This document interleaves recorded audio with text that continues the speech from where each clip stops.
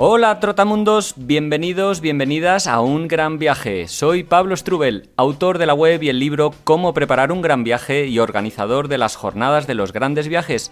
Y en este podcast quiero compartir la experiencia y aprendizajes de gente que ha hecho increíbles viajes de varios meses o años. ¿Empezamos?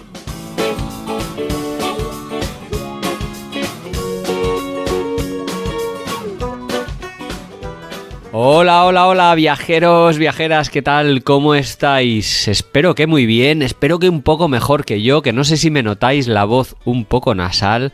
Y es que he vuelto a caer. Llevo como 2 semanas que me había recuperado de la garganta post-Fitur y con un trancazo importante y me he recuperado y ahora he vuelto a caer otra vez con un gripazo o con un constipado importante. Pero bueno, a ver, cada día un poquito mejor, pero ya van... Oye, 2 en un mes. No sé si esto va a ser que el cuerpo me está diciendo: Pablo, te estás pasando de curro, demasiados podcasts, demasiadas jornadas, date un respiro. Puede ser, yo creo que sí, pero bueno. Ya sabéis que las jornadas de los grandes viajes empiezan dentro de nada, en abril, mayo y junio, y es nuestro gran evento y andamos ahora con los 1001 detalles de los preparativos. Y bueno, los podcasts, pues, ¿qué os voy a decir? Este me encanta publicarlos semana tras semana y el otro, el de la aventura de viajar que hago para Yati Seguros cada 15 días. Por cierto, hay uno, el último de Timos es buenísimo, con anécdotas de 22 viajeros que han contado los timos que les han hecho, incluido yo también. Buah, muy divertido, buscadlo. Anécdotas de timos de la aventura de viajar. Pero bueno, como os decía, exceso de trabajo, pero aquí estoy una semana más y estoy especialmente agradecido e ilusionado y motivado para volver por todos vosotros que estáis escuchando, evidentemente, pero especialmente en agradecimiento y en honor a los patronos y mecenas que estáis apoyando económicamente semana tras semana a través de iVoox o a través de Patreon, pues mi labor como creador de contenido y elaboración de estos podcasts semanalmente. Ya sabéis, no sé, tal vez sois nuevos y no sabéis, pero hay la posibilidad de agradecerme todo el trabajo que hago de una manera económica, remunerada, a partir de 2,99 € al mes, que prácticamente eso viene a ser lo que cuesta un café hoy en día, un flat white en cualquier cafetería de Madrid prácticamente. Y bueno, y es una manera de, aparte de compartir los programas o darle al like o comentar o poner vuestro agradecimiento por redes sociales, pues es una manera de agradecerme realmente el trabajo que hago y contribuir a los gastos que tiene pues el servidor, la edición, la producción, porque creo que ya os he comentado en varias ocasiones que yo una vez grabo este audio, luego me lo edita Will Luna, que es quien se encarga de que suene tan bien como suele sonar, y luego por último Alejandro Martínez se encarga de subirlo a las plataformas, darle forma a la entrada del blog, comunicarlo en redes sociales, así que al final estamos en un equipo que cuando no hay patrocinador apoyo o digamos pago de mi bolsillo además del trabajo que hago, ¿no? Entonces, bueno, no quería lloriquear, no quería simplemente comentaros esto. Si estáis interesados en apoyar y agradecer mi trabajo, podéis entrar en ungranviaje.org en la sección de podcast, ahí está bien descrito, pero básicamente es a través de Patreon o a través de iVoox, si podéis. Bueno, vamos a entrar en materia, ¿no? Que al final estamos aquí para esto, para hablar de viajes, y hoy lo vamos a hacer con Marta Negro, una chica que en 2019, en septiembre, empezó un proyecto, un viaje algo atípico, o diría yo muy original, porque intentó hacer trueque allí donde le era posible, pues para ahorrarse dinero, pero también desde luego para colaborar en proyectos que le gustaban y conocer e interactuar con la gente local de otra manera, ¿no? Trabajó en hoteles, en granjas, incluso en perreras. Ojo que al final del programa nos contará lo importante que fue esta experiencia, porque a partir de esa experiencia desarrolló un proyecto precioso llamado Help the Dog Fly, que nos va a contar un poquito, que es un proyecto para ayudar a la adopción y traslado de animales domésticos de manera desinteresada por el mundo, en aviones. Bueno, lo va a explicar ella más en detalle y no me extiendo más aquí, pero fue un viaje muy interesante, duró solo 7 meses porque llegó la pandemia.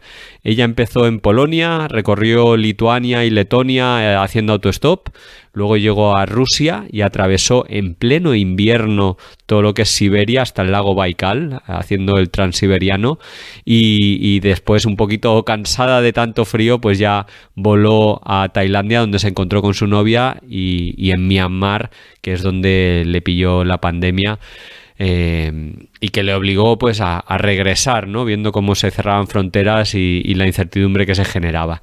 En fin, un viajazo de 7 meses muy bien narrado. Ya veréis qué gusto da escuchar a Marta Negro. Se nota que hacía ese podcast en ruta, un podcast diario que iba subiendo a todas las plataformas. Y de todas estas cosas, como siempre, voy a hacer una entrada en ungranviaje.org. Te dejo los enlaces en la descripción para que puedas entrar y sepas y puedas escuchar cuál es ese podcast, cuál es el proyecto Help the Dog Fly. Y bueno, que veas qué cara tiene Marta, porque nos ha enviado bastantes fotografías interesantes. ¿Vale? Disfrutar un montón de la entrevista y nos escuchamos, espero, la semana que viene con su novia y en Myanmar, que es donde le pilló la pandemia.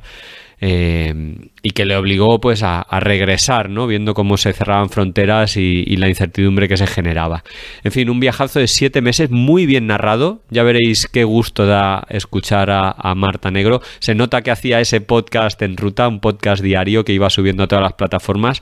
Y de todas estas cosas, como siempre, voy a hacer una entrada en ungranviaje.org. Te dejo los enlaces en la descripción para que puedas entrar y sepas y puedas escuchar cuál es ese podcast, cuál es el proyecto Help the Dog Fly. Y bueno, que veas qué cara tiene Marta, porque nos ha enviado bastantes fotografías interesantes. ¿Vale? Disfrutar un montón de la entrevista y nos escuchamos, espero, la semana que viene. Hola Marta, ¿qué tal? ¿Cómo estás? Muy buenas, Pablo. Pues encantada de estar aquí contigo. Hombre, el placer es mío, porque vamos a hablar de un viaje para mí muy poco habitual. Un viaje en el que el trueque formó, yo no sé, casi la columna vertebral, o que fue parte fundamental en ese viaje. ¿De dónde sale esa idea de hacer un viaje, un gran viaje que combina el viaje como tal, pero haciendo trueque? Pues de donde yo vengo, yo soy de Madrid, pero no de Madrid Centro, sino de Rivas hacia Madrid.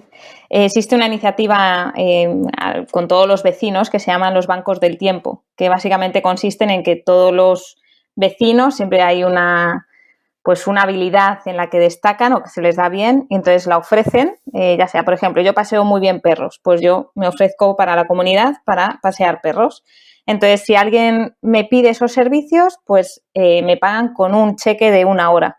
Y yo ya tengo 1 hora para poder gastarla en cualquier otro de los servicios que ofrezcan los vecinos, ya sea algo de informática, hacer pastelería, etcétera, etcétera. Entonces, como yo crecí viendo esa iniciativa y que el dinero no siempre era lo primordial, ¿no? Y que había otras formas de hacerlo. Así que como ya tenía experiencia viajando, que yo estuve viviendo en México y en Colombia, pues dije, quiero añadirle un poquito extra al viaje y que no me recuerden por pagar 100 euros en un hotel, sino que pueda dejar una huella positiva, ¿no? a mi paso. Y por eso decidí incluir el trueque en mi viaje, en la medida de lo posible.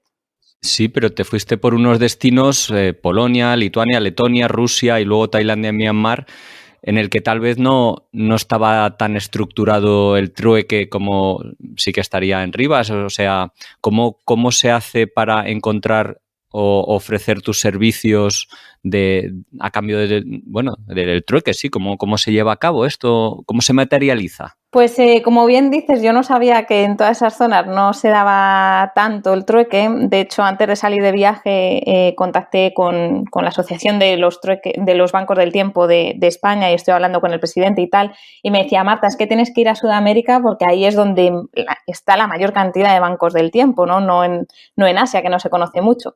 No pude llegar hasta Asia, pero bueno, me quedé por esas zonas que has mencionado.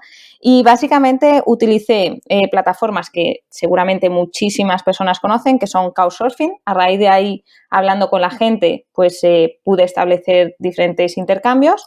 Workaway. Y luego, pues lo que digo, una vez pues fui llamando diferentes puertas cuando no podía utilizar esas plataformas y al final, pues hablando se entiende la gente y así es como llegué a hacer muchos de los trueques. Ya. ¿Qué crees que ha aportado el trueque a tu viaje? O dicho de otra manera, ¿en qué hubiera sido diferente si no lo hubieras empleado? Pues yo creo que el trueque me ha hecho ponerme en situaciones que de otra forma no lo hubiese hecho, ¿no? Pues tuve que aprenderme toda la historia del metro de Moscú, por poner un ejemplo, porque uno de mis intercambios era a cambio de estar en un hostal en el que me daban alojamiento, pues yo tenía que ser la guía del metro de Moscú. Entonces, de otra forma no me hubiese aprendido toda la historia, probablemente hubiese ido a algún free tour de los que había y tal, pero no hasta el hecho de ser uno mismo la que lo cuenta, ¿no? Entonces, probablemente ese tipo de situaciones que no se dan en el día a día, o aprender a hacer vino casero, queso en una granja con una familia polaca, eso no lo hubiese tenido si hubiese estado viajando de forma más habitual, digamos, más común. Claro, también el trueque no sé si te implica viajar más lento o es un requisito viajar más lento para poder hacerlo, porque al final, como tú dices, ¿no? Que hacías el intercambio por alojamiento guiando a gente en el metro o estas otras iniciativas, no es algo que aprendas en un día o que se pueda hacer en un día, ¿no? Que también viajar lento supongo que es importante. Sí, eso sí que es una de las cosas que yo siempre he dicho, que el viajar lento te hace primero viajar más barato, aunque no lo creamos, porque puedes tener flexibilidad de fechas para comprar transportes y para viajar en temporada baja también. Lo que sí que es cierto que yo tenía que invertir muchísima energía para conseguir esos trueques, ¿no? Porque al final tienes que estar siempre buscando. Y llegó un punto que necesitaba unas vacaciones de ese Ya, me lo viaje, creo, sí, tipo sí, sí. haciendo trueque. Así que cuando llevaba ya como 4 o 5 meses, justo vino mi pareja a Tailandia y estuvimos como 2 o 3 semanas de vacaciones en las que no tenía que estar buscando continuamente ese intercambio para darle algo más de vidilla al viaje. Oye, Marta, dices que eres de Madrid, pero la ruta que emprendes empiezas por el norte de Europa, por Polonia, en septiembre de 2019 y luego recorres los Bálticos. ¿Por qué eliges esa ruta o cuál es tu idea de viaje cuando partes de Madrid? ¿Es donde empiezas? No, yo es que vivo actualmente en Escocia. Llevo aquí viviendo casi 7 años. Entonces soy de Madrid, pero Vale, vale. llevo bastante Ujú. tiempo viviendo fuera de España. Y la verdad es que decidí como saltarme toda esa zona de Europa porque ya había estado en muchos de los lugares, ¿no? Y de hecho llegué al aeropuerto de Berlín y dije, yo en Berlín ya he estado, yo me voy a ir a Polonia, que es lo que no conozco. Y nada más salir del aeropuerto me puse a hacer autostop para intentar cruzar la frontera antes de que se acabase el día. Y tuve la suerte Jolín. de que me recogió un policía polaco, la verdad. Anda. Oye, cuéntanos un poquito por qué decides hacer autostop, si ya tenías experiencia previa y cómo fue, porque lo hiciste sobre todo en los primeros países, si no me equivoco. Sí, Polonia logré recorrérmelo entero haciendo autostop, Lituania también, y luego ya fui cogiendo transportes. Pues el tema de hacer autostop había hecho a veces, pero muy poquito y sobre todo acompañada. Para mí era uno de los retos más grandes porque realmente creo que es normal tener miedo frente a cosas que no has hecho, y más siendo mujer. Pero bueno, yo siempre he dicho que hay que enfrentarse a los miedos y hacer las cosas. Así que, bueno, pues me costó sacar la primera vez el dedo, pero a raíz de ahí todas las experiencias que he tenido han sido muy buenas haciendo autostop. Y quise ponerme en esa situación. Ya, ¿quién era quien te llevaba? ¿Hay algún patrón o tú elegías algunos conductores en particular o era bastante random, La aleatorio? verdad que era bastante random, pero sí que es cierto que una vez que pasé ya como a la zona norte de Polonia, me empezaron a recoger muchos camioneros. Y fueron los camioneros los que iban creando como una cadena muchos de ellos no hablaban inglés. Entonces, de repente me pasaban el teléfono y era una de sus hijas que hablábamos inglés y me decía, oye, mira, no te Ostras. preocupes, que en la Sí. siguiente estación de servicio mi padre va a parar el camión, pero va a haber otro camionero con el que ya ha hablado por radio que te va a llevar hasta el siguiente punto, ¿vale? Y yo, vale, vale. Y me ¡Hala! decía, vale, así que espérate allí que te van a recoger. Y entonces yo creo que me veían también un poco como esa figura, pues de hija, ¿no? Decían, pues yo tengo una hija así, pues Sí, qué sí, menos sí. hay que ayudarla. Y así me pasó en varias ocasiones en las que me fueron intercambiando entre camioneros hasta que llegué a mis destinos. Qué bueno. Oye, ¿lo hacías también el autostop por una cuestión ideológica? ¿Por el hecho de compartir trayectos, contaminar menos, o era más bien por la experiencia en sí mismo? Si te soy sincera, era más por la experiencia.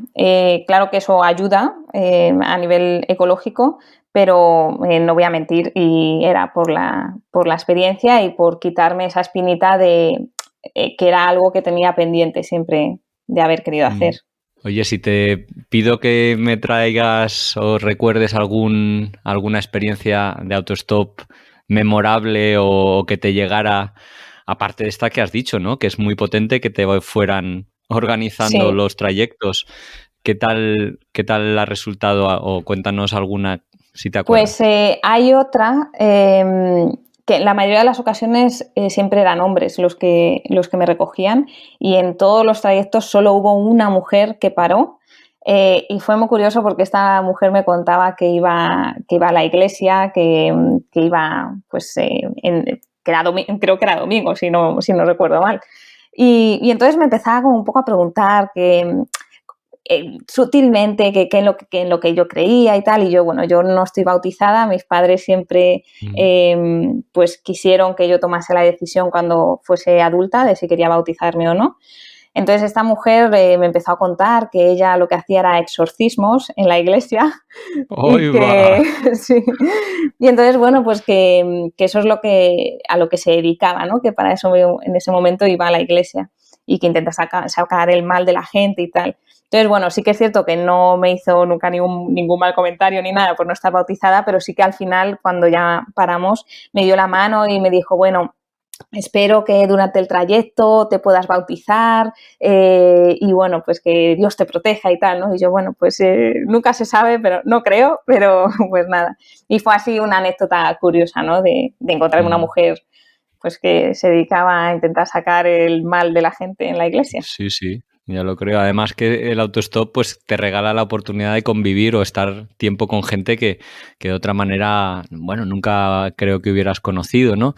Y yo las veces que he hecho autostop, mira, cuando más he hecho ha sido en Turquía o en Georgia, me pasaba que era un poco frustrante a veces porque, claro, es, meterte en el coche de alguien es un poco como meterte en la casa de alguien, ¿no? Y quieres aprender de esa persona y ser más o menos respetuoso y hablar, pero claro, qué difícil la interacción con, bueno, con esa gente que te lleva. O el nivel de inglés, ya me has dicho que el de los camioneros tal vez no era muy bueno, pero de la población que había en esa zona era razonable. La verdad es que no. En la mitad de mis trayectos tuve que utilizar Google Translator Ah, para. bueno, es una buena herramienta, Sí, sí. y luego en otra ocasión sí que me paró un chico que era cubano, entonces pues ahí no teníamos ningún problema para establecer conversación y todo. Pero el resto sí que era un poco más, digamos, precaria la conversación que podíamos tener, ¿no? Preguntábamos cosas muy básicas. Ya. Oye, antes habías comentado que sí que habías vivido, bueno, que vivías fuera, que habías estado en otras partes del planeta viviendo. ¿Cómo fue el hecho de lanzarte e irte de viaje sin fecha de vuelta? ¿Y cómo te sentiste en esas primeras semanas? Porque una cosa es un viaje de vacaciones de 3 o 4 semanas, que sabes cuándo empieza y cuándo acaba, y otro era un viaje largo que, bueno, yo creo que se vive con otra intensidad. Sí, a ver, en realidad el principio y los inicios fueron duros. Yo siempre he dicho que yo no me marché a viajar porque Sí, ya. no me gustase la vida que tenía o estuviese infeliz, sino que era porque creo que es muy enriquecedor marcharse a viajar y sobre todo hacerlo sola. Y era algo que siempre había querido hacer. Y yo me marché teniendo pareja, entonces dejé a mi pareja aquí en Edimburgo. Entonces los inicios fueron un poco un poco que me quería marchar, pero también, obviamente, Sí, pues claro. echaba de menos a mi pareja. Entonces, Sí. los 3, 4, 5 primeros días fueron un poquillo más regular. Además llegué ¿cómo se pronunciaba? Creo que era, bueno, en español es Breslavia, creo que en inglés es Ujú. Warsaw o Wrocław o algo así. Ni idea. Y allí tenía un couchsurfing y nada, yo llegué y la verdad es que el couchsurfing, algunas veces nos metemos en algunos sitios, tenía la casa llena de conejos, ¡Ahí va! pero dentro de la casa, o sea, con un montón de jaulas. Obviamente pues no había mucha limpieza, me dejaron una pequeña habitación para mí y esos primeros días fueron como, demasiadas cosas, ¿no? Fueron muy majos porque ellos se marcharon a los 2 días de yo estar allí, se marchaban a visitar a la familia de uno de ellos y me dijeron, Marta, tú quédate, te dejamos la llave debajo del felpudo sin problema, y me dejaron y bueno, yo al final dije, bueno, a caballo regalado no le mires el diente, me voy a quedar aquí un par de días más para terminar como de aclimatarme. Pero sí, Mm. esa primera llegada me acuerdo de llegar a la casa e intentar ni cocinar ni nada, hacer casi toda la vida fuera y solo ir a Ya. dormir. Joder, qué difícil escaparse también Sí, de esas situaciones, sí. sí.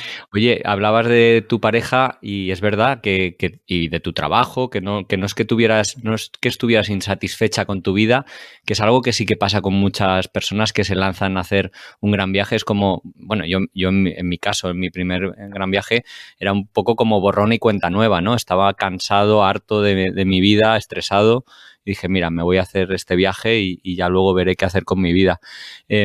¿Cómo te lo planteaste siempre como un viaje tú sola o tu pareja no quiso acompañarte? O bueno, ¿cómo fue esa gestión? Porque no debió ser fácil, como decías. Pues era un viaje que quería hacer sola. En nuestro caso, pues al poco de conocernos, Gemma, que así se llama mi pareja, ella tenía un viaje programado también para irse por Sudamérica, viajar sola por el mundo. No. Y bueno, me dijo, si me dices que me quede, me quedo. Pero yo le dije, no quiero que te quedes porque primero, si sale mal la relación, me Ujú. vas a estar diciendo esto mucho tiempo, así que Reprochando, mejor que sí, no. sí. Y luego además que una de las cosas que me gusta es que vayas a viajar, ¿no? Y que creo que es muy importante porque te hace ser de otra forma cuando viajas.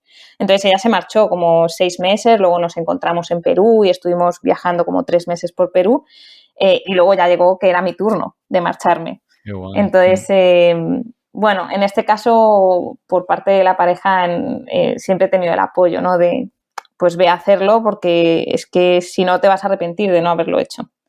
Así que lo Mm. único que tuve que hacer para hacerlos de verdad es ponerme una fecha, porque si no siempre lo iba dejando, no me marchaba y al final dije, tengo que poner un día, comprarme un billete y marcharme, porque si no, no lo voy a hacer. Ujú. ¿Y qué hiciste con el trabajo? ¿O con la casa o así con las cosas, bueno, con las cosas prácticas del día a día? Sí, pues nada, en el caso de mi habitación, pues alquilé la habitación en la que estaba para luego tener también pues un lugar donde volver cuando regresase. Pero bueno, ahí tuve la suerte de que mi pareja vivía en esa casa, entonces tampoco hubo mucha logística de eso. Ya. Y luego de trabajo, pues por ese momento trabajaba en hostelería. Entonces aquí en Escocia hay muchísimo trabajo de hostelería, así que daba igual que lo dejase y cuando regresase, si quería volver a trabajar en algo de esto, en 3 días iba a tener un trabajo, ¿no? Ya no he querido volver a ese mundillo de la hostelería, pero vamos, por ese tema del trabajo no había problema. Mm. ¿Y te ibas con un presupuesto cerrado o con un objetivo muy, bueno, muy rígido porque, yo qué sé, tuvieras X ahorros? Pues sí que tenía X ahorros, que fueron como alrededor de unos 12.000, 15.000, creo que si no mal no recuerdo. Ujú. Pero luego no me puse tope, la verdad, de decir, solo quiero gastar 300 euros al mes.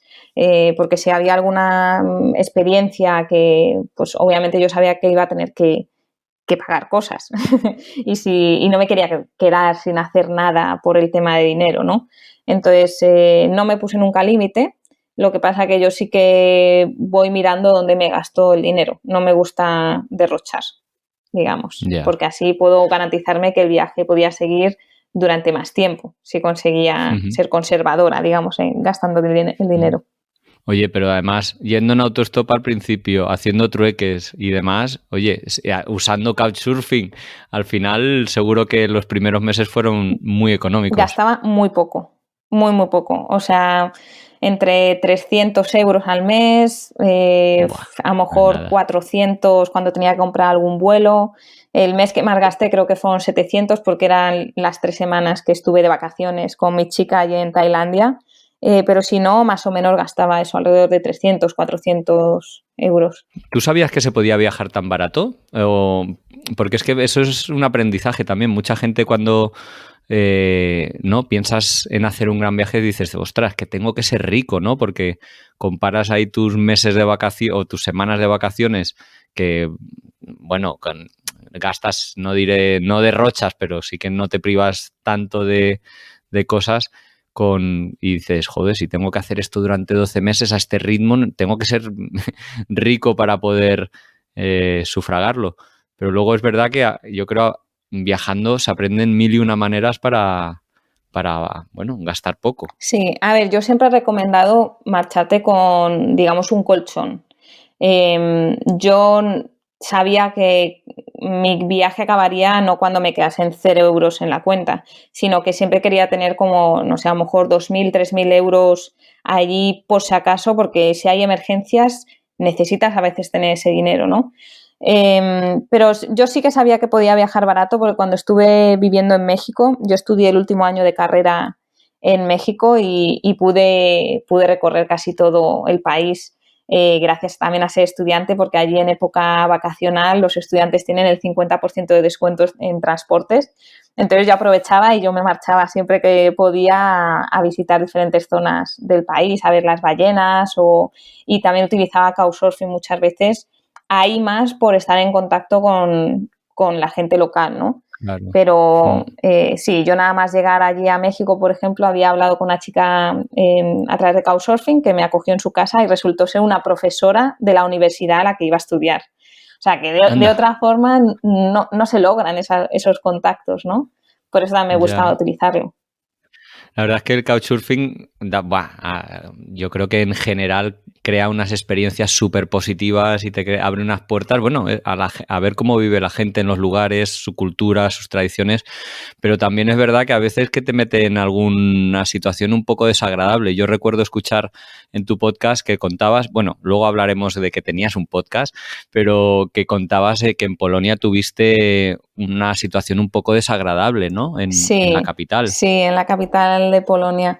Pues nada, yo tenía ya palabrado un Couchsurfing, las reviews eran muy buenas, resulta que era un hombre que era chef y entonces muchas de las opiniones decían, buah, pues menudo desayuno que me ha hecho, y a mí ya cuando yo leía eso digo, a mí me han comprado ya con esto, yo tengo que ir a este señor. Total, que fui allí, conseguí hablar con él, llegué haciendo autostop justo con este hombre cubano que mencionaba antes y, y nada, al final él me decía que por teléfono que en un principio que no estaba todavía en casa, que llamase a su hija a ver si estaba en casa. Y entonces yo escribí a la hija me respondió con un mensaje diciendo mi padre debe estar ya a punto de llegar, si no está allí. Pero yo no vivo allí con mi padre. Y yo, bueno, es un poco raro, pero bueno, total, que logré subir al final a la casa y nada más abrir la puerta, pues este hombre estaba como con una pierna rota, ahí escayolada, se le veía un poco de deficiencia de higiene personal y nada, pues entré, él se sentó en una silla e intentamos hablar un poco y él empezó a llorar mucho, como desconsolado. Y yo, Bueno, Jarek, ¿estás bien? ¿Qué es lo que pasa? Todo esto también utilizando el Google Translator, porque obviamente ostras, sí, sí, no sí. hablaba inglés. Y entonces me decía, mi hija, y yo, ¿qué pasa? A lo mejor ha tenido un accidente la hija. Bueno, me dio por el Google Translator, me dijo que la hija se había marchado de la casa y que llevaba como 6 meses sin vivir en la casa y me señalaba la foto de la niña pequeña, de una niña pequeña y yo, bueno, esto no me está molando mucho porque si me ha dicho que él vivía con la hija y la hija no Ya. lleva como más de 6 meses sin vivir allí, Y entonces al final pues le dije, mira, muchísimas gracias, pero yo no te veo que estés bien. Y él, no, quédate. Y yo no creo que sean condiciones para que me quede aquí. Así que al final me marché y por suerte, gracias al podcast, entró en el grupo de podcast de WhatsApp donde yo compartía los audios, una mujer que vivía o había vivido en el mismo pueblo de donde yo soy de Madrid, en Rivas-Vacia, Madrid. Y me dijo, oye, Marta, yo vivo en Polonia, vivo en la capital, si necesitas algo, pues avísame. Y entonces ya esta mujer yo ya le había dicho, mira, tengo un Couchsurfing, no le quiero decir que no porque ya lo he confirmado, pero cuando me ocurrió esto dije, es mi alternativa para Claro. contactar a esta mujer. Y entonces le llamé y le dije, oye, sigue en pie esta oferta de quedarme el fin de semana en tu casa porque me ha pasado esto. Y pues gracias a tener ese podcast, pues contacté a esta mujer y tuve solucionado el fin de semana porque mi Couchsurfing no resultó ser lo que era, o sea que... Qué guay, sí. Bueno, al final, mira, una situación desagradable acaba convirtiéndose en algo súper especial. Sí, muy chulo además, sí. Cuéntanos de ese podcast que ibas haciendo casi a modo de diario o casi diario, ¿no? ¿Por qué surge esa idea de relatar el viaje? Pues es un poco por vaguería, aunque suene lo contrario, pero yo nunca había logrado en ninguno de mis viajes mantener un diario al día. A lo mejor empezaba los primeros días muy bien, escribiendo todo, pero al cabo de una semana nunca los continuaba. Entonces, cuando empecé este viaje, antes de comenzarlo dije, voy a tener que estar enviando audios a mi madre, a mi padre, a mi hermana, a mis amigos, a mi chica. Dije, ¿y qué puedo hacer para enviar solo un audio? Y entonces dije, bueno, pues voy a grabar como si fuese un audio de WhatsApp. Y así la gente lo puede escuchar. Entonces creé un grupo de WhatsApp público al que todo el mundo podía acceder, además de mi familia, podían acceder a través de la web. Y allí diariamente pues publicaba los audios, los pequeños podcasts. Luego ya cuando tenía tiempo y tenía internet, pues ya los editaba con la entradilla y tal y los subía ya a una plataforma.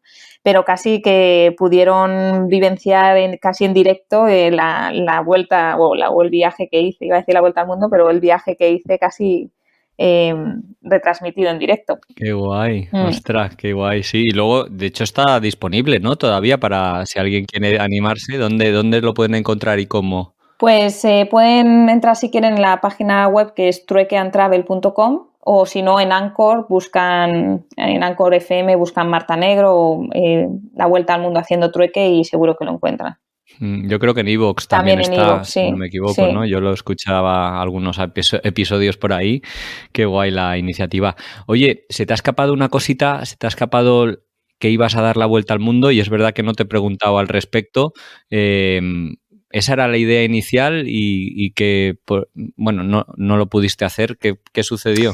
Pues no lo pude hacer porque este viaje empezó en septiembre del 2019 y pues ya sabemos lo que pasó en el 2020, que es el coronavirus. Y cuando todo estalló, yo estaba en Birmania, casi me cierran las fronteras de Birmania, casi me quedo allí atrapada y me cancelaron todos los vuelos que tenía pues a Japón para seguir mi viaje. Así que me tuve que quedar en Tailandia, allí. Ya. Bueno, si te parece, damos un saltito atrás porque estábamos en los Bálticos y no hemos mencionado eso, que entraste en Rusia. Ahí cambiaste un poquito la manera de viajar. ¿En qué cambió las experiencias que tuviste? Pues principalmente para mí Rusia era la ruta del Transiberiano. Era algo que tenía en mente, que siempre había querido hacer. Y en lugar de hacerla como la gente se piensa que muchas veces es subirse a un tren y estar dentro del tren durante una semana, pues yo iba parando en las ciudades, ¿no? Porque al final la ruta del Transiberiano es simplemente una ruta ferroviaria que utilizan los locales y que cruza toda Siberia, ¿no? Entonces yo pasé como 2 o 3 semanas en Moscú, estuve allí haciendo un intercambio en este hostel, además de ser guía del metro, pues ayudaba, sí, ayudaba en las actividades que hacían por las tardes, como preparar la típica sopa rusa, la sopa borscht, la preparaba con una mujer así rusa, que era la madre de la dueña, y que me daba las instrucciones en ruso y bueno, yo pues medio ayudaba para hacerla y entonces ayudaba a preparar todas las dinámicas que hacían también en el hostel. Y luego a raíz de ahí pues fui a las siguientes ciudades, paré en Kazán, donde me quedé con una mujer de la etnia tártara. Me quedé en su casa durante 5 días. 5 o 6 días, ella también se marchó el fin de semana, me dejó quedarme en su casa sin estar ella, o sea, la gente muy, muy bien, los rusos. Sí, o sea... Mira, yo tengo ahí ese prejuicio, pero es verdad que mucha gente que ha viajado y vivido Rusia habla muy bien de ellos. Sí, súper bien, de hecho, yo en Couchsurfing lo que iba haciendo era publicando las ciudades donde iba a parar y ellos me pedían petición de que me alojase en sus casas. Y es que en Rusia no pagué alojamiento. O sea, ha sido el único país donde, gracias a la hospitalidad de los rusos, no he tenido que pagar por alojamiento. Súper bien. Qué fuerte. Sí. Oye, y de hecho, más adelante atravesaste, todo Siberia, ¿no? ¿Hasta dónde llegas? ¿Dónde fue el punto de desembarque del Transiberiano? Sí, de allí de Kazán, pues paré en varias ciudades como Ekaterimburgo, donde hice algún trekking por allí. Luego me fui al sur de Siberia hasta un pueblo que se llama Barnaul y estuve también varias semanas dando clases de inglés a cambio de alojamiento. Ahí va. Sí, allí pude también hacer esquí de fondo en uno de los bosques como... No me acuerdo qué tenía de particular, pero solo hay 5 en el mundo que eran como ese bosque. Y a raíz de ahí pues llegué hasta el lago Baikal, que era como el típico punto que ves en Google Maps que dices, yo quiero llegar hasta ahí, porque es el lago más profundo del mundo. Pues logré llegar hasta allí y me quedé como una semana allí en un hostel a las orillas casi del lago Baikal, también haciendo un trueque, a cambio de hacerle una estrategia de marketing para el hostel, pues pude quedarme allí casi, un poquito más de una semana. Qué guay. Sí, estuvo muy chulo. Veo que lo del trueque, en el fondo, es intentar sacar recursos a tus conocimientos, ¿no? Sí. Porque, o a veces aprender cosas para poder compartirlas, no sé. Qué interesante eso de... Pero yo siempre he dicho que todo el mundo tiene habilidades. O sea, yo he intercambiado desde tortillas de patata a cambio de una sesión fotográfica en Cracovia, a hacer una página web, a uno de estos, la familia polaca con la que estuve 10 días, que él era artista y le hice también un vídeo de cómo creaba su arte, la página web. O sea, al final yo creo que todos tenemos habilidades que se pueden intercambiar, siempre. Sí, qué guay, sí. Oye, y cuéntanos del lago Baikal. Es un sitio mítico, como decías, salvaje, en mitad de casi de la nada. Tiene una resonancia para mí muy especial. Sí, desde luego que sí que lo fue. Había diferentes zonas del lago Baikal. Yo estuve en 2 y la que logré estar más al norte era una isla que está como dentro del lago Baikal, que se llama la isla de Olkhon. Y allí es como un lugar mítico y donde todavía se hacen ceremonias y van chamanes y todo a hacer ceremonias. Y la verdad que fue muy especial. Allí fui con un chico que había conocido en el lago Baikal, en el primer refugio donde estuve, y estuvimos recorriendo nosotros por allí. No logré caminar por el lago completamente congelado, que eso era una de las cosas que quería hacer, pero también por el cambio climático y demás, pues había movido un poco la fecha de la que se suponía que iba a estar congelado, que era por diciembre, y al final me dijeron que hasta enero o así actualmente no se congelaba.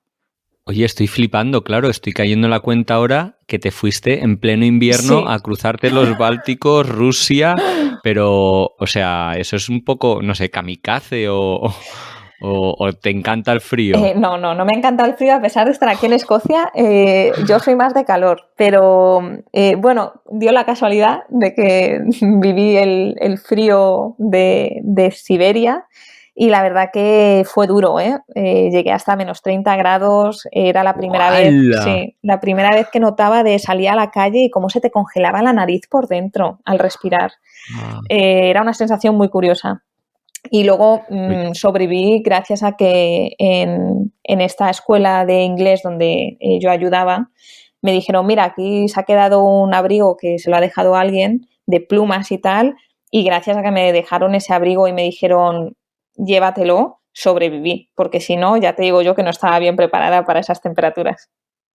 Ostras, ¿cómo es la vida? O sea, ¿cómo se lleva allí en las ciudades o en los pueblos vivir eso, a esa temperatura, con ese frío, supongo todo con nieve, helado? Sí, pues ellos lo viven muy normal. La verdad que yo me acuerdo una noche que salía de dar una clase de inglés allí en Barnaul, que eso ya era Siberia, y, y no tienen las paradas de autobuses, son un palo, no están cubiertas, que tú dices, aquí pues en este clima tan hostil, que a lo mejor hay de repente una tormenta de nieve, pues yo me esperaba pues una parada cubierta, ¿no? Un poco acogedora, pues eran literalmente Sí, sí. palos. Y me acuerdo una noche que no pasaba el autobús, yo tenía las manos congeladas, que me dolían los dedos, conseguí ver que pasaba un autobús del otro lado, me fui a intentar correr, se me metió como la pierna hasta la cintura de nieve, yo caída por la nieve, yo diciendo, madre mía, ¿qué hago aquí? O sea, desesperada porque no conseguía llegar a casa. O sea, ese día sí que lo pasé un poco mal y dije, ¿qué hago yo aquí con tanto frío? Ya. Jo, pero bueno, lo que tuvo que ser un shock es salir de esa Rusia invernal a irte a Tailandia en tantos aspectos, ¿no? En el cultural, en el climatológico, en, no sé, en el turístico, ¿no? También, porque habías estado 3 o 4 meses en lugares nada turísticos. Uf, no sé si fue un bofetón agradable o se te hizo raro al principio. Bueno, el calor siempre es agradable. La verdad que esperaba ponerme mala porque dije, este cambio de un día para otro, estar a menos 30 grados a irme a más 30, esperaba que le pasase algo a mi cuerpo, pero no, todo bien. Y realmente decidí ir a Tailandia porque había vuelo directo a Bangkok desde Irkutsk, que era la última ciudad del lago Baikal. Y era la forma más económica de saltar a Asia. Si no, mi idea era haber pasado por Mongolia y tal, pero bueno, al final fui a Tailandia. Ya en Mongolia hacía demasiado frío también, así que mejor ir al calorcito. Y, Ya. y nada más aterrizar, yo ya sabía que iba a irme al norte de Tailandia, no me quería quedar en Bangkok porque es una ciudad muy caótica y me marché a Khon Kaen, que es una ciudad noreste, sí, y ahí es donde estuve en un refugio con más de 500 perros rescatados, en el que estuve allí ayudando durante varias semanas. Entonces, la transición fue bastante suave, ¿no? Ya. Oye, qué bonito. Bueno, claro, el tema de los trueques muchas veces te lleva a sitios, yo esa ciudad ni la había oído, ni creo que la vuelva a oír, ¿no? Que te permite llegar a sitios que de otra manera no hubieras ido y disfrutar de experiencias, bueno, muy alejadas a lo turístico. ¿Cómo fue el trabajar en en ese refugio con tantos perros? ¿Ya estabas habituada? ¿Tienes animales domésticos y te gustan los Bueno, a animales? mí los animales me encantan. Yo siempre he dicho que me hubiese gustado ser veterinaria, pero nunca lo estudié. Mm. Y siempre he tenido como una conexión muy especial con animales. He tenido perros, gatos. Y decidí irme allí a Khon Kaen porque también era una experiencia de entrar en contacto con la Tailandia rural. Porque es que este refugio estaba en medio de la nada, en medio de un pueblecito y que había una tienda para comprar alguna cerveza y poco más. Y la verdad que ha sido una de las experiencias que puedo decir que ha cambiado mi vida, haber hecho ese voluntariado, sinceramente. O sea, mi vida, ¿Por mi qué? vida para bien. Que sí. Pues fue muy duro porque yo nunca había visto morir un perro, pero también fue muy satisfactorio. Por el lado de la dureza, porque se ve que hay mucha falta de recursos, se ve la problemática que hay con la cantidad de animales y de perros y gatos que hay en Tailandia, lo mal que están cuidados, atropellos, maltratos, todo eso lo puedes ver ahí y yo pues es algo que diariamente no estaba acostumbrada a ver. Pero luego satisfactorio porque sabías que ese paseo que le estabas dando a los perros, había muchos que no habían salido nunca de las jaulas en las que Ahí va. estaban, porque si no había voluntarios, lo único que Ya. hacían eran pues darles agua, comida, limpiar y ya está. Entonces los voluntarios éramos los que les dábamos pues ese extra, ¿no? a los perros, de que tuviesen esa interacción social más allá de, bueno, los cuidadores sí es cierto que les daban así hay cariño y tal, pero no igual que salir a pasear por el campo y demás. Entonces era una dualidad cada día siempre ocurría algo en el refugio. Es una experiencia que de hecho puede ir cualquier persona que quiera. La asociación se llama Safe Soul Foundation y si alguien quiere ir, pues que me contacte y yo les doy toda la información para que puedan tener también esas vacaciones algo distintas, ¿no? Yo pasé la Navidad allí, que no la celebran, de hecho, la Navidad. Entonces fue muy curioso pasar unas Navidades distintas.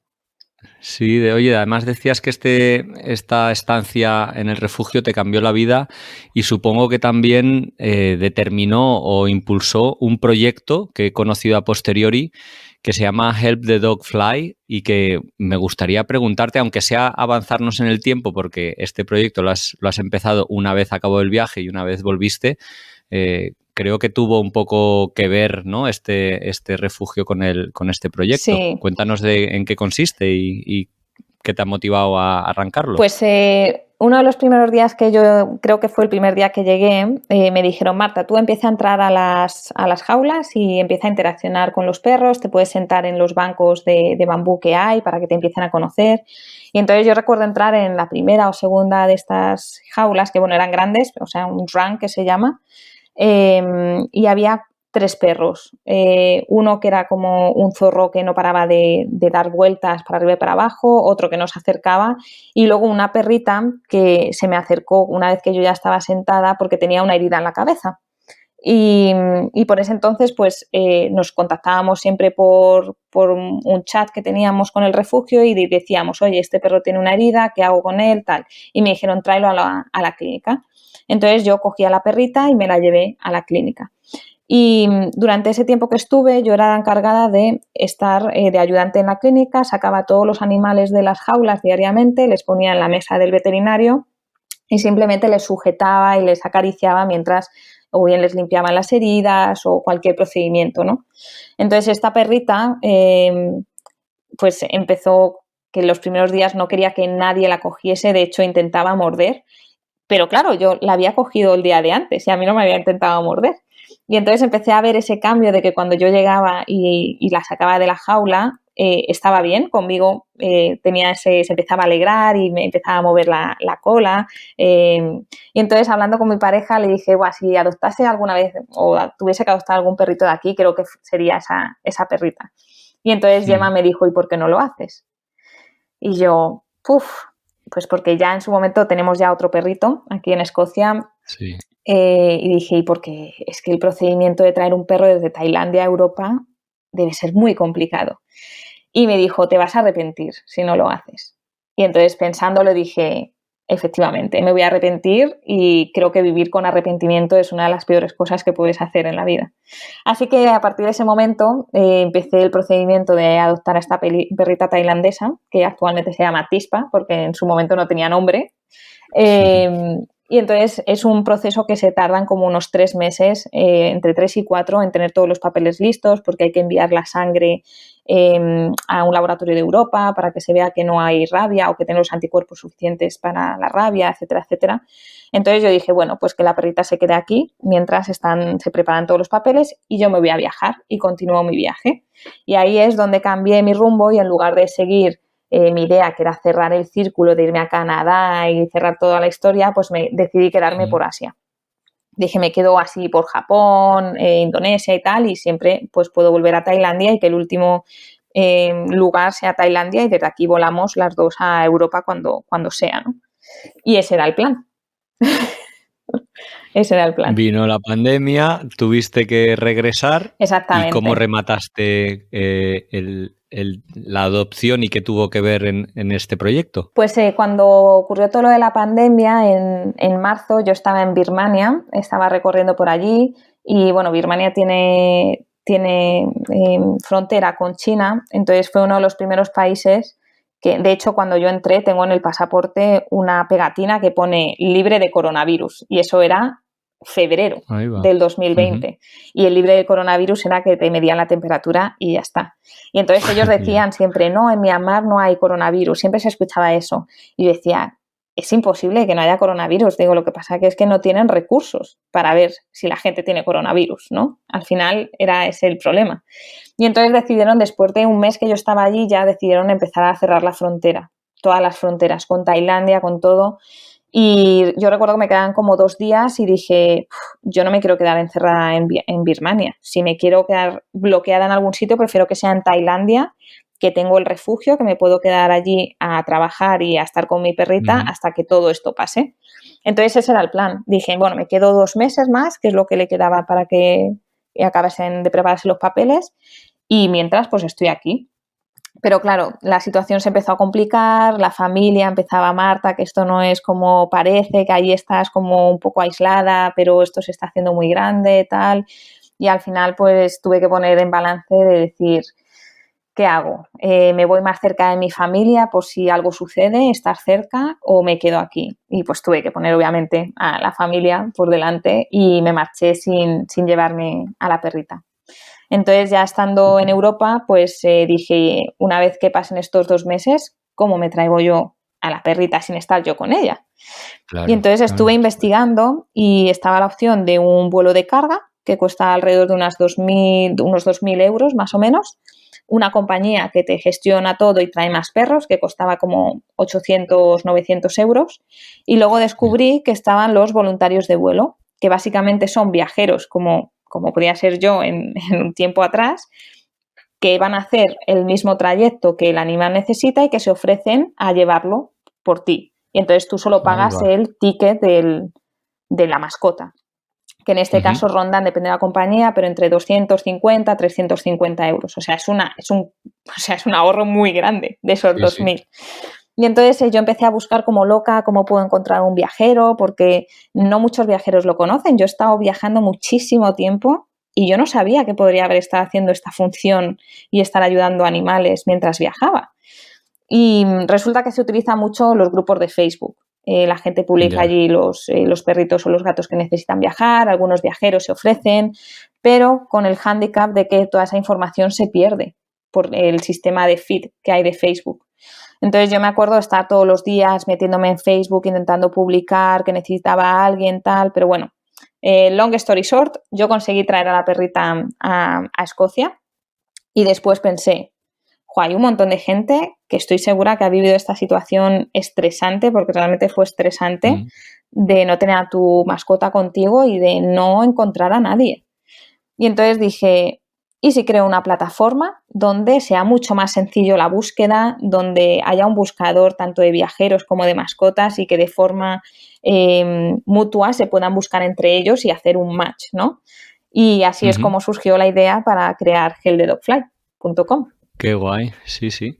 Y entonces ahora esta página web, que es súper bonita, por cierto, al menos en el diseño, que es yo lo que veo desde fuera, pone en contacto a eso, gente que va a hacer desplazamientos con dueños de perros o gatos o mascotas en general Sí, que necesitan ser trasladadas para, bueno, para facilitar y abaratar los costes exacto. de Es que esto. Qué además, bueno. Y además el viajero puede incluso viajar más barato porque debido a que el dueño se está ahorrando tanto dinero, en muchas ocasiones ellos ofrecen una recompensa y te dicen, oye, pues hala, me llevas a mi perro y además te doy 200 euros más. Entonces, te pagas una parte del billete con eso. Es que hemos llegado a tener en la plataforma un perrito de China a Estados Unidos que ofrecían $2.000 de recompensa. Sí, es cierto que el viaje dije, bueno, pues si ofrecen tanto me voy yo. Luego miré y el billete costaba como 6.000 euros. Pero dices, ya, ya, bueno, si ya vas a viajar de todas formas, pues oye, te pagas una parte con sí. eso. Y el proceso es muy sencillo. O sea, simplemente, normalmente como son rescatados, son los refugios los que gestionan todos los papeles o si no el dueño. Y entonces el dueño crea toda la logística para que el animal esté en el aeropuerto el día que el viajero viaja. Entonces, simplemente el viajero va a hacer el check-in con el Sí, animal, sí. tiene asistencia de la gente del refugio o de la persona responsable en ese momento de la mascota y en la mayoría de los casos siempre viajan en bodega porque al ser viajes tan largos se recomienda que vayan en bodega, pues porque si imagínate un gato que no es tuyo 12 horas en un avión, pues a lo mejor puede ser un poco... Entonces un sufrimiento, sí. Suelen ir en bodega y ya cuando aterriza el avión recoges al animal en la zona de equipajes especiales y la familia está normalmente esperando en el aeropuerto, se lo entregas al animal y listo. O sea que es un proceso bastante sencillo. Sí, y está pensado para cualquier parte del mundo, Sí. América, África, Asia, sí. En fin, que ahí depende de las necesidades de la gente. Y yo conozco un proyecto parecido que siempre me ha gustado mucho, que se llama Trip Drop, que es algo parecido, pues gente que necesita o llevar medicinas o que necesita llevar material para ONGs o cosas similares que se ofrece como mensajero, ¿no? Entonces es una manera pues de abaratar mucho y facilitar estas entregas. Exacto, sí. Porque esto es gratuito, además. Sí. Lo único, claro. el dueño pues sí ofrece una dotación económica, pero bueno, ya se está ahorrando de por sí un dinero, o sea que... Pero para el viajero es totalmente gratuito. Qué guay. Oye, hablando un poco ya, has mencionado cómo fue el regreso. Claro, ¿qué supuso para ti? ¿Fue un bofetón importante el hecho de tener que volver a casa mucho antes de lo esperado? ¿O como tenías tal vez este proyecto en mente, pues como que fue más llevadero? Hombre, para mí no fue una decisión fácil. Yo tenía un montón de planes, ya había estado viajando mucho por Tailandia, había hecho un montón de trueques, tenía los billetes para ir a Japón, ya tenía un montón de cosas organizadas en Japón y que me cortasen así el viaje pues no fue fácil. Pero bueno, al final yo siempre lo pienso desde el punto de vista que soy una privilegiada. Entonces, ¿qué me voy a quejar? Porque se me ha cortado un viaje cuando hay un montón de gente que está viviendo otras cosas y que viajar no es ni siquiera ni una prioridad porque no pueden hacerlo. Entonces, desde ese punto de vista es como, bueno, pues se toma como es una experiencia más, yo lo tomo como algo positivo, que al final, si no hubiese sido por esto, el proyecto de Gel de Dogfly no hubiese surgido, porque al final surgió por una necesidad, ¿no? De haberme vuelto antes. Entonces yo regresé, le di una sorpresa a mi pareja y aparecí un día a las 8 de la mañana en la puerta. Y estaban... Casi le da un shock, sí, seguro. Lo tengo grabado. De vez en cuando se lo enseño porque la cara es muy graciosa. Y ellos estaban en cuarentena ya, entonces pues nada, fue llegar para meterme en cuarentena en Escocia. Pero sí que es cierto que toda la cuarentena en este país ha sido mucho más sencilla que la que habéis vivido en España. Nosotros podíamos salir a pasear, tenemos mucha naturaleza a los alrededores, entonces podíamos casi hacer vida normal con excepción de ir a restaurantes y demás, ¿no? Pero podías salir a los parques y a dar paseos. Oye, ¿sientes que este viaje te haya cambiado en algo? Pues yo creo que sí. Me ha hecho ser mucho más consciente aún más de lo privilegiada que soy, desde el simple hecho de pues ver en Rusia y de pasar por Rusia. Allí tuve en contacto, por ejemplo, con varias gente del colectivo LGTBIQ y me contaban sus historias y cómo ellos vivían allí y todo. Entonces, bueno, es que está perseguido ahí, ¿no? Es ilegal y penado con cárcel. La situación en Rusia es chunga. Y yo quedé con una chica a tomar café y me contaba que ella había tenido mucha suerte. Y yo, ¿cómo que has tenido mucha suerte? Me decía, sí, porque cuando yo se lo conté a mis amigos no me pegaron. Y yo, ¿cómo? Joder. Entonces, me hace aún ser mucho más consciente de lo privilegiada que soy este tipo de situaciones. O en Birmania, cuando uno de los chicos que pintaban arte y dibujaban las pagodas y luego intentaban venderlo, pues me invitó a su casa y me dijo, venga, vente, que luego te voy a llevar al atardecer a que veas desde una pagoda así y tal. Y yo no confiaba mucho porque decía que me voy a ir sola con un chico por aquí por la noche en medio de la nada. Y luego resultó ser exactamente que simplemente me quería enseñar su casa, dónde vivía, y luego me llevó a ver al atardecer a una pagoda y ver Bagan y el famoso Bagan desde una pagoda. Entonces, toda esa humildad que hay, que yo ya había viajado, pero al final muchas veces viajando solo te haces te das cuenta de cómo te ayuda la gente. Y a mí eso me parece que es algo muy importante, que todo el mundo debería de vivir para ser más empático. Sí. Oye, además, creo que también te ha servido para dar un giro profesional, ¿no? Porque dejaste la hostelería y ahora has vuelto a la universidad. Sí, yo soy licenciada en Ciencias del Deporte, me licencié en Sevilla y bueno, yo he trabajado muchos años de entrenadora personal, profesora de yoga, de pilates y demás. Y yo cuando vine aquí a Escocia dije, yo vengo a aprender inglés, entonces la mejor forma de hacerlo es ponerme de cara al público en hostelería y fue por eso por lo que me decidí a trabajar en hostelería.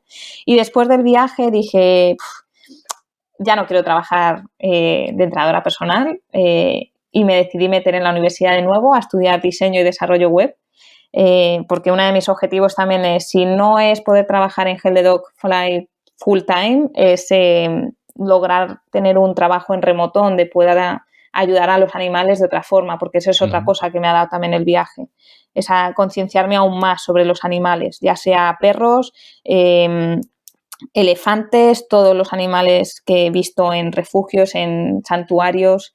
Entonces sí, estoy otra vez aquí con 35 años, otra vez en la universidad. Sí, pero muy bien. Aquí en Escocia te dan muchas ayudas económicas para estudiar y de hecho ahora estoy haciendo unas prácticas pagadas para la Universidad de Edimburgo. O sea que contenta porque pues de lujo. Sí, sé que cuando acabe la carrera, que ya es en diciembre, aquí probablemente pueda tener una oportunidad de crecer laboralmente, aunque no tenga experiencia.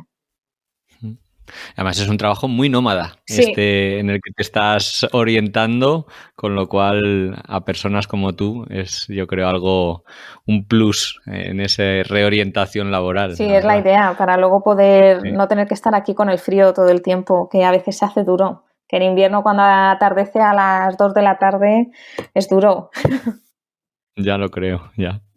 Bueno, Marta, solo para ir cerrando, me gustaría preguntarte dónde, bueno, para la gente que pueda o quiera saber más del viaje que hiciste, de ti y del proyecto, ¿cuáles webs o redes sociales les facilitamos? Pues en Instagram me pueden encontrar como Soy Marta Negro. Si quieren acerca del podcast, lo pueden encontrar en truequeandtravel.com. Y si hay algún viajero que nos esté escuchando que le encanten los animales y quiera darle un propósito extra a su próximo viaje, pues que entre en hellthedogfly.com, que allí seguramente habrá algún perrito o gato que esté esperando a viajar.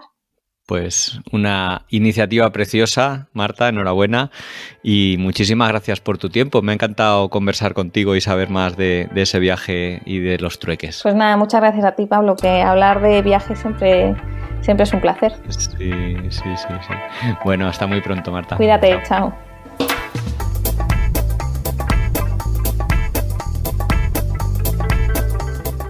Y esto ha sido todo por hoy. Os quiero dar las gracias por haber escuchado hasta aquí. Si os ha gustado mucho, compartidlo, dadle al like o, bueno, poner cualquier comentario que os parezca relevante, porque eso nos da mucha energía y ganas de seguir adelante con este proyecto.